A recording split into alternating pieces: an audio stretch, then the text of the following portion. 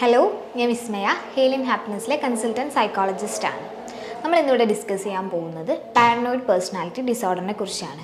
ഒരു ഏർലി അഡൾട്ട്ഹുഡിലോട്ട് കടക്കുന്ന സമയത്ത് ചിലരിലൊക്കെ കണ്ടുവരാവുന്ന ഒരു വ്യക്തിത്വ വൈകല്യമാണ് ഈ പാരനോയിഡ് എന്ന് പറയുന്നത്. ഒരു പോപ്പുലേഷൻ്റെ കണക്കനുസരിച്ച് നോക്കുന്ന സമയത്ത് 10 മുതൽ 20% വരെ ആളുകളിൽ കാണാവുന്നതാണ് paranoid personality disorder. Gender difference നോക്കുകയാണെങ്കിൽ കൂടുതലായിട്ടും പുരുഷന്മാരിലാണ് പാരനോയിഡ് ഉണ്ടാവാറുള്ളത്. നമുക്ക് ഇവരിൽ മെയിനായിട്ട് നോട്ടീസ് ചെയ്യാവുന്ന ഒരു കാര്യം എന്ന് പറഞ്ഞാൽ എല്ലാ കാര്യത്തിലും സംശയമായിരിക്കും. ഒരാളെപ്പോലെ അവർക്ക് വിശ്വസിക്കുക എന്ന് പറഞ്ഞാൽ ഭയങ്കര പ്രയാസകരമായിട്ടുള്ളൊരു കാര്യമായിരിക്കും. ഇപ്പം മുന്നിലുള്ള ഒരാൾ എന്തുദ്ദേശത്തിലാണ് എൻ്റെ അടുത്തുനിന്ന് വന്നതെന്ന് അവരങ്ങനെ എല്ലാത്തിലും ഒരു ഹിഡൻ മീനിങ് അവർ കാണും. ഇപ്പോൾ പുതുതായിട്ട് ഒരാളെ പരിചയപ്പെടുകയാണെങ്കിൽ പോലും അവർ വന്നത് എന്തോ ഒരു പർപ്പസ് ഉണ്ട് അവർക്ക്. ശരിയായ ഉദ്ദേശം അതല്ല. അത് കഴിഞ്ഞാൽ അവരെന്നെ മിസ്യൂസ് ചെയ്യും. അവരെന്തോ കാര്യത്തിന് എന്നെ ചൂഷണം ചെയ്യാൻ ശ്രമിക്കുകയാണെന്നുള്ള തോന്നൽ എപ്പോഴും അവർക്കുണ്ടാവും. അത് കാരണം തന്നെ അവരെ എപ്പോഴും ആളുകളിൽ നിന്ന് മാറി നിൽക്കാനായിട്ടും ശ്രമിക്കുക. അതായത് സോഷ്യലി എപ്പോഴും ഡിറ്റാച്ച്ഡ് ആയിരിക്കും. അധികം കണക്ഷൻസ് ഒന്നും മെയിൻറ്റെയിൻ ചെയ്യാൻ അവർ ശ്രമിക്കില്ല. എപ്പോഴും അവർ ഒറ്റയ്ക്കായിരിക്കും. കാരണം ഓപ്പോസിറ്റ് നിൽക്കുന്ന ആൾ അല്ലെങ്കിൽ നമ്മളൊരു ഗ്രൂപ്പിലോട്ട് വരുന്ന ആൾക്കാർ എപ്പോഴും എല്ലാ കാര്യത്തിനും സംശയമായിരിക്കും. അതുകൊണ്ട് തന്നെ ആ ഒരു കണക്ഷൻ മെയിൻറ്റെയിൻ ചെയ്യാൻ അവരത്രത്തോളം ബുദ്ധിമുട്ടുണ്ടാവും. അപ്പോൾ ഓപ്പോസിറ്റ് നിൽക്കുന്ന ആൾക്കാരാണെങ്കിലും ഇപ്പം കൂടുതൽ ആൾക്കാർ അത്ര വിശ്വാസമില്ല. അതുകൊണ്ട് തന്നെ അവരും ആ കണക്ഷൻ അത്രത്തോളം കൊണ്ടു നടക്കാനായിട്ട് ആഗ്രഹിക്കില്ല. അപ്പോൾ ഇവരെപ്പോഴും ഒറ്റപ്പെട്ട് നിൽക്കുന്ന തരം ആൾക്കാരായിരിക്കും പാരനോയിഡ് പേഴ്സണാലിറ്റി ഡിസോർഡറുള്ള ആൾക്കാർ.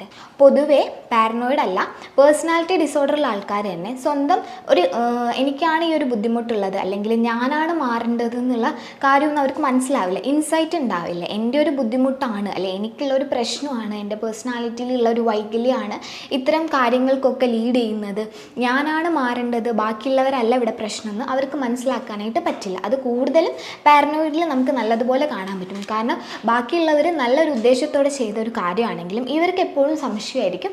ഇപ്പോൾ എന്നെ എന്തോ ഉപദ്രവിക്കാൻ വേണ്ടിയിട്ടാണ്. എപ്പോഴും ബാക്കിയുള്ളവർ ഇയാൾ എന്തോ ടാർഗറ്റ് ചെയ്യുന്നുണ്ട്. ഇപ്പോൾ ഒരു ഗ്രൂപ്പിൽ നിന്ന് മാറി നിൽക്കുകയാണ്, എപ്പോഴും ഒറ്റപ്പെട്ട് നിൽക്കുകയാണെങ്കിൽ പോലും അധികം സോഷ്യലി മിങ്കിളാവാനൊന്നും ശ്രമിക്കാതെ ഒറ്റപ്പെട്ട് നിൽക്കുകയാണെങ്കിലും അവരിപ്പോൾ മാറി നിൽക്കുന്നത് പോലും ഇയാളുടെ ഒരു കുഴപ്പം കൊണ്ടായിരിക്കും. പക്ഷേ ഇയാൾ ചിന്തിക്കുന്നത് അയാൾ എന്തോ ടാർഗറ്റ് ചെയ്യാൻ വേണ്ടിയിട്ടാണ് ഇവരൊരു ഗ്രൂപ്പീസുമായി നിൽക്കുന്നത്.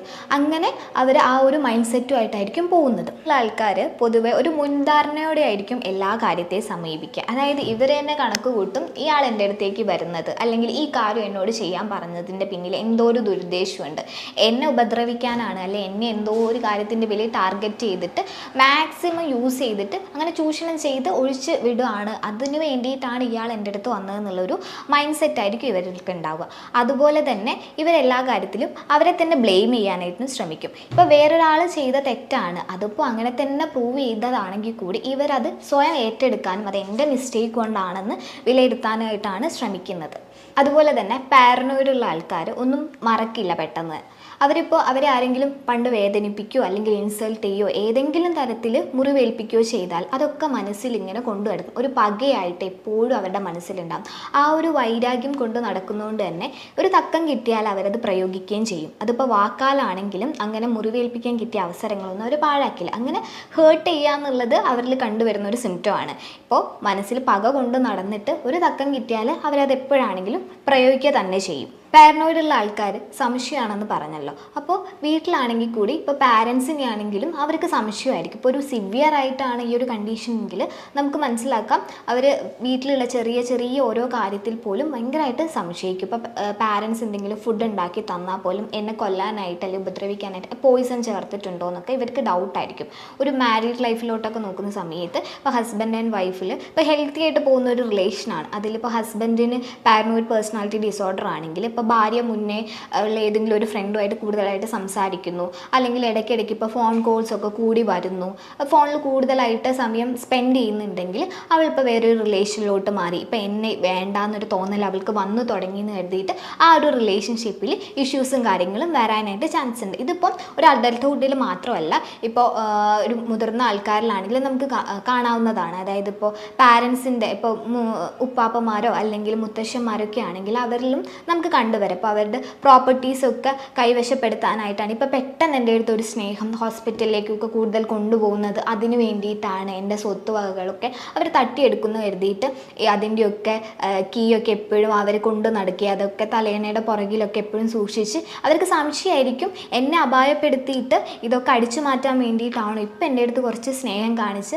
അടുത്തോട്ട് വരുന്നതെന്നൊക്കെ ഉള്ളൊരു സംശയം ആണ് അവരെ ഇങ്ങനെയൊക്കെ ചെയ്യിപ്പിക്കാനും ആ ഒരു തോട്ട്സിലോട്ടൊക്കെ ലീഡ് ചെയ്യുന്നത്. അപ്പം പാരനോയിഡുള്ള ആൾക്കാരിൽ നമുക്ക് മെയിനായിട്ട് നോട്ടീസ് ചെയ്യേണ്ടത് അവർക്ക് എല്ലാ കാര്യത്തിനും എല്ലാവരെയും സംശയമായിരിക്കും. ഒരു പെർട്ടിക്കുലർ സിറ്റുവേഷൻ ഒന്നും ഉണ്ടാവില്ല, എല്ലാ കാര്യത്തിലും അവർക്ക് പൊതുവെ സംശയം തന്നെയായിരിക്കും. അതുപോലെ ക്രോണിക്കലി ടെൻസ്ഡ് ആയിരിക്കും. അത് തുടക്കം തൊട്ട് തന്നെ ഈ സംശയം ഉള്ളത് കൊണ്ട് തന്നെ അവർക്ക് എല്ലാ കാര്യവും ഒരു പേടി അല്ലെങ്കിൽ ടെൻഷൻ നല്ലതുപോലെ കണ്ടുവരുന്നതാണ്. ഇതിനൊക്കെ ഒരു കാരണം എന്ന് പറയുന്നത് ചൈൽഡ്ഹുഡിൽ ഉണ്ടാകുന്ന ട്രോമയാണ്, അല്ലെങ്കിൽ പാരൻസിൻ്റെ അടുത്ത് നിന്നുണ്ടാകുന്ന ഒരു നെഗ്ലക്റ്റ്, അതല്ലെങ്കിൽ ഇപ്പോൾ പാരൻസിന് ആർക്കെങ്കിലും പാരനോയിഡ് പേഴ്സണാലിറ്റി ഡിസോർഡർ ഉണ്ടായി, അല്ലെങ്കിൽ ഒരു ജെനറ്റിക്കലി നോക്കുകയാണെങ്കിൽ മുതിർന്ന വേറെ ആർക്കെങ്കിലും മുത്തശ്ശന്മാർക്കോ അങ്ങനെ ആർക്കെങ്കിലും ഉണ്ടായിരുന്നെങ്കിൽ അത് കാരണമൊക്കെ അവർക്ക് പാരനോയിഡ് പേഴ്സണാലിറ്റി ഡിസോർഡർ ഉണ്ടാകാനുള്ള ചാൻസ് കൂടുതലാണ്. ഇപ്പോൾ ചൈൽഡ്ഹുഡ് ട്രോമ നോക്കുകയാണെങ്കിൽ ഇപ്പം മുന്നേ അവർക്ക് ഒരു എക്സ്പീരിയൻസ് ഉണ്ടായി കുട്ടിക്കാലത്തൊക്കെ, അവർക്കധികം പാരൻസിൻ്റെ അടുത്തു നിന്നാണെങ്കിൽ ഇപ്പോൾ എന്തെങ്കിലും ഒരു ചെറിയ കാര്യം പറഞ്ഞാൽ അതിനൊക്കെ ഒരുപാട് എക്സ്പ്ലനേഷൻ കൊടുക്കണം, അവരെ ആരും ഒന്നും വിശ്വസിക്കുന്നില്ല. അപ്പോൾ അവർ വളർന്നു വന്നത് തന്നെ എല്ലാ കാര്യവും ഇങ്ങനെ സംശയിച്ച് മാത്രം നോക്കിക്കൊള്ളണം എന്നാണ് അവർ പഠിച്ചു വെക്കുന്നത്. ഇപ്പം എന്തിനാണെങ്കിലും ഒരുപാട് ക്വസ്റ്റ്യനിങ് ആണ് അവർ വളർന്നു വരുമ്പം കേട്ടിട്ടുള്ളത്. അതുപോലെ തന്നെ എന്തെങ്കിലും രീതിയിൽ അവരുടെ ഒരു ട്രസ്റ്റ് ബ്രേക്ക് ആയിട്ടുണ്ടാവും, അവർക്കൊന്നും വിശ്വസിക്കാൻ പറ്റാത്ത രീതിയിൽ അവരെ ആരെങ്കിലും പറ്റിച്ചിട്ട് പോയിട്ടുണ്ടാകും. അങ്ങനെ ഒരു ഇൻസിഡൻറ്റോ അല്ലെങ്കിൽ ഒരു എക്സ്പീരിയൻസോ ഉണ്ടായിട്ടുണ്ടെങ്കിൽ ആ ഒരു ട്രോമ അവർക്ക് ലൈഫിൽ പാരനോയിഡ് പേഴ്സണാലിറ്റി ഉണ്ടാവാനുള്ള ചാൻസിന് ഒരു കാരണമാണ്. പിന്നെ പാരൻറ്റിൻ്റെ അടുത്തു നിന്നുള്ളൊരു നെഗ്ലക്റ്റ് ഒക്കെ കാരണം അവർക്ക് ആരെയും അത്ര വിശ്വാസമല്ല, പാരൻസ് പോലും ഇത്തരം ആറ്റിറ്റ്യൂഡാണ് അവരുടെ അടുത്ത് കാണിച്ചത്. അപ്പം ആൾക്കാരുടെ അടുത്തൊക്കെ ഉള്ളൊരു വിശ്വാസം പതിയെ പതിയെ കുറഞ്ഞു വരാനും കാരണമാവുന്നുണ്ട്. CBT അതുപോലെ സൈക്കോ തെറാപ്പിയൊക്കെ കൊടുത്തിട്ട് നമുക്ക് ഇത് ട്രീറ്റ് ചെയ്യാൻ പറ്റുന്ന ഒരു പേഴ്സണാലിറ്റി ഡിസോർഡർ തന്നെയാണ്. ഇതുപോലെയുള്ള ഒരു ഇൻഫോർമേറ്റീവ് വീഡിയോയുമായി നമുക്ക് നെക്സ്റ്റ് വീഡിയോയിൽ കാണാം. താങ്ക്